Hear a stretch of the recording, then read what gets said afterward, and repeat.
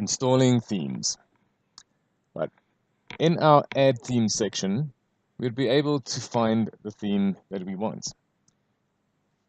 For example, for our website, we're going to be using the Tiny Hestia theme.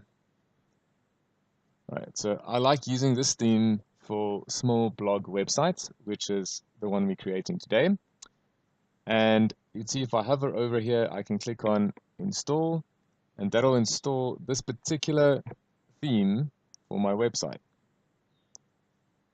So it says, congratulations, it's been installed.